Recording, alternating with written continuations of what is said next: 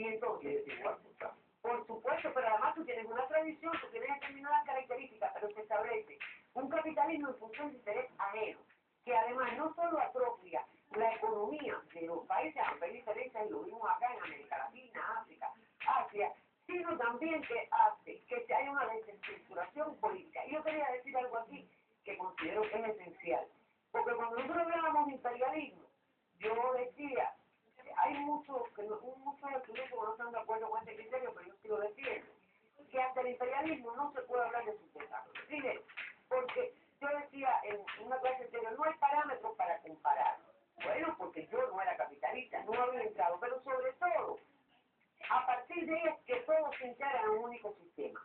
en ventaja o en desventaja. Y demostrábamos aquí como Estados Unidos ya entra en ventaja. Y entonces, en la medida en que yo tributo a esta división internacional del trabajo, con esta estructuración, yo entonces soy subdesarrollado o desarrollado. No podemos decir que en el capitalismo no hay desarrollo, lo hay, pero como lo hemos visto muchas veces, hay un desarrollo sobre todo en las fuerzas productivas, creo que ha sido el sistema que más las ha desarrollado, pero ese desarrollo, ese avance se concentra, como tú decías, y de ahí la polarización, no solo la diferencia entre los países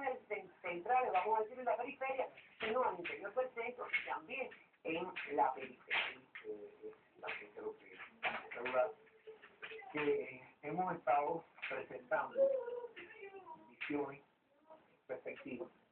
acerca de la definición de desarrollo. Como yo decía al inicio, son polémicas, en algunos momentos pueden llegar a ser contradictorias. Usted, a un economista, es decir, a una persona que se dedica a la ciencia económica, cuando me pregunta qué cosa es el desarrollo, y bueno, va a estar hablando de un grupo de elementos que tienen que ver con la economía, con la macroeconomía, con la microeconomía, con el crecimiento económico, ¿verdad? Pero por supuesto, no solamente el análisis va por ahí, va también por elementos sociales. Es decir, no se puede confundir desarrollo con exclusivamente crecimiento económico. No se puede confundir desarrollo solamente con una visión economicista desde un buen ángulo, no en un mal análisis del término, sino que hay que ver la otra parte del asunto, que es la que hemos estado tratando de presentar acá, que tiene que ver con el análisis, digamos, socioeconómico, es decir, con el crecimiento y con el desarrollo socioeconómico, lo cual significa tocar los elementos de las disparidades, de las desigualdades en el ámbito social. Es decir, un país puede tener un crecimiento económico X durante varios años, hay que ver a partir de cuál es la base de ese crecimiento económico, parte, si es autónomo o no autónomo, pero además de eso, hay que ver si eso después tiene, digamos, una apertura hacia elementos sociales vitales para la humanidad y para la vida de los seres humanos de ese país en particular. Y yo recordaba ahora, nosotros hemos dicho varias veces que tuvimos que dividir el curso en 5 bloques, pero todos están interconectados. Y yo recordaba mientras tú hablabas la crítica que le hacíamos acá con FISH al concepto de desarrollo sostenible y también al desarrollo humano, porque el desarrollo de las fuerzas productivas, sea a costa, ya no solo fíjate de la división y de la miseria de otros, sino sea a costa de la destrucción del medio ambiente,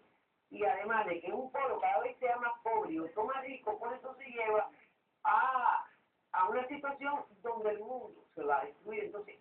por eso decimos, nosotros estamos tratando de dar aquí un enfoque desde el punto de vista marxista, pero teniendo en cuenta todas las aristas, y ha habido una sensibilidad, sobre todo después del triunfo del Movimiento de Liberación Nacional y por las características que tiene el federalismo y las contradicciones, porque además esto se vincula a otros elementos que vamos a ver acá. Ha habido una concientización, pudiéramos decir, con independencia de que no hemos abordado en este curso las distintas escuelas, que sobre todo la del tercer mundo, APEVI, Ramírez Amin, la teoría de la dependencia, Wallenstein, la economía del sistema mundo, pero bueno, para eso están los libros y bueno, vamos a orientar que lo estudien. Nosotros estamos tratando de hacer un cierre, pudiéramos decir. Nuestra función también es un poco motivar, es decir, dar a conocer que existen diferentes escuelas, diferentes puntos de vista que inclusive representan a posiciones económicas, políticas, clasistas, de regiones inclusive, y que a partir de eso, bueno, pues entonces todo aquel interesado pues, puede penetrar en un camino, pero sencillamente estamos abriendo las puertas medianamente. Sí, pero además creo que a lo largo del bloque nosotros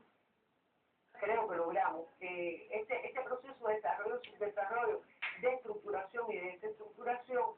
ha sido Unido con un enfoque de buen objetivo que hemos podido y por eso diferenciamos las regiones que vamos a ver al final. Sin embargo, el tema de la crisis. en el segundo tema veríamos precisamente la crisis, cómo en definitiva el sistema, ese mundo desarrollado que tiene como paradigma Estados Unidos, pues va a ser el centro. Me acuerdo que en aquella clase hablábamos de la crisis del 29 al 33, pasábamos por la del 73-75 y estaríamos en la actual. Como la crisis se da precisamente, ya tiene otro carácter, hablábamos de las finanzas, hablábamos del dinero ficticio, pero cómo se da en el centro, en Estados Unidos, que además es el que más gasta, que es el que más déficit tiene, que es el que más gasta en armamento, y cómo esa interrelación a partir de la globalización hace que impacte a nivel mundial, y recuerdo también que David planteaba que primero tuvo una etapa que se concentró en la crisis en Estados Unidos y que los salvatajes que se hicieron a los bancos fueron a salvar a los bancos y no por ejemplo, a resolver el empleo, la cantidad de desempleo que hay en Estados Unidos. Ya tuvo después un segundo momento, eso nos da la medida de cómo eso, los componentes del centro, sobre todo Estados Unidos, Unión Europea y Japón están muy vinculados, ya están en la Unión Europea. Y los países más afectados, pudiéramos decir, que son los más débiles. Y recuerdo que decía que eran los PIN, sobre todo España, Portugal, Grecia, Irlanda, que son las economías más débiles.